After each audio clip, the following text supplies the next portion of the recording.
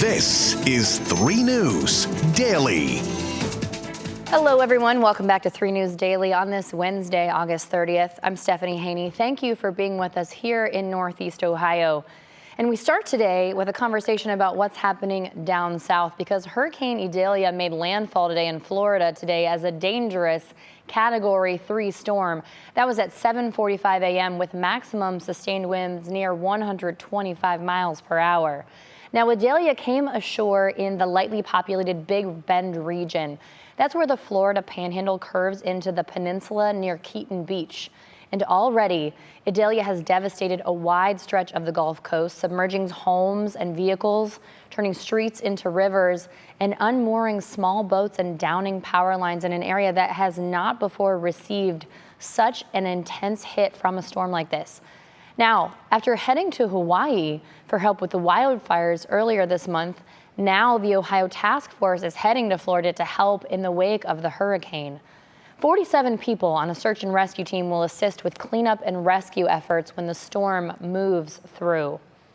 There's a wide range of equipment to deal with water emergencies, boats, to deal with structural collapse or confined space rescues or search and rescues, everything in between.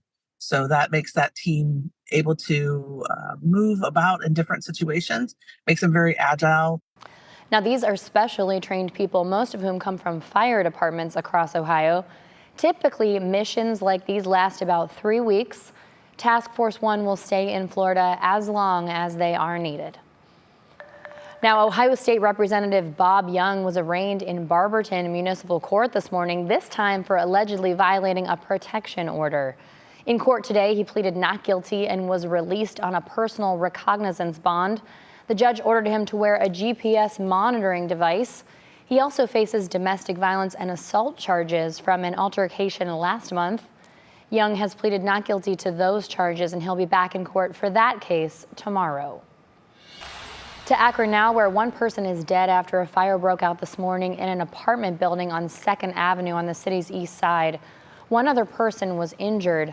The Akron Fire Department tells us 30 people have been displaced, and the Red Cross is now stepping in to help those people who don't have anywhere to stay. In downtown Cleveland, St. Vincent Charity Medical Center will reopen as an addiction crisis center. The hospital closed last November, and now MetroHealth and the state say they've approved $6.8 million to renovate that building. The new facility is expected to open next fall. Now, speaking of the state, Governor Mike DeWine was in Menor today talking about school bus safety. This is after a school bus crashed on Mayfield Road yesterday afternoon, shutting down the road for hours. And last week, there was a deadly school bus crash in Dayton. Our Bree Buckley has more on this issue. A Geneva school bus crashes into 2 other vehicles Tuesday afternoon, just before 4 on Mayfield Road in Gates Mills. The bus, she stated that she lost her brakes. We're still investigating that. She was cited for assured clear distance ahead. Gates Mills police say the bus crashed into an SUV. That SUV then crashed into a pickup truck with a utility trailer. The SUV ended up on the other side of the road.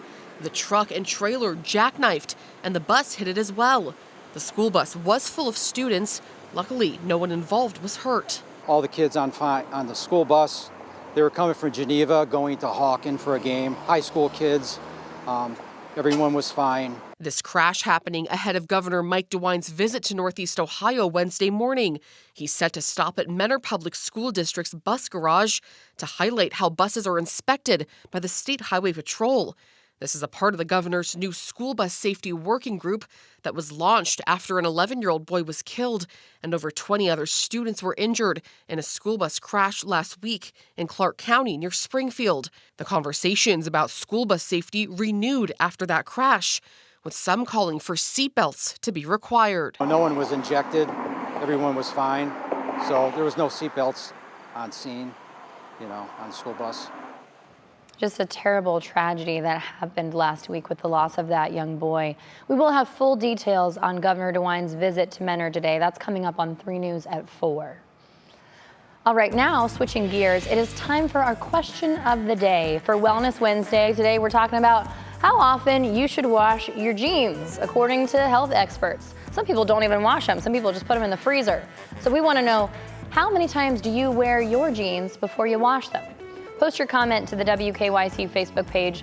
We'll talk about it during 3 News at 4 and 3 News at 5. And my answer to that question is I wash my jeans as few times as possible because I don't like to dry my jeans because I don't like it when they shrink. Very interested to see what y'all have to say about that. All right, thanks for being with us for today's edition of 3 News Daily. Wherever you're watching or listening, we appreciate you. Have a beautiful Wednesday. We'll see you back here tomorrow with more top stories from around Northeast Ohio.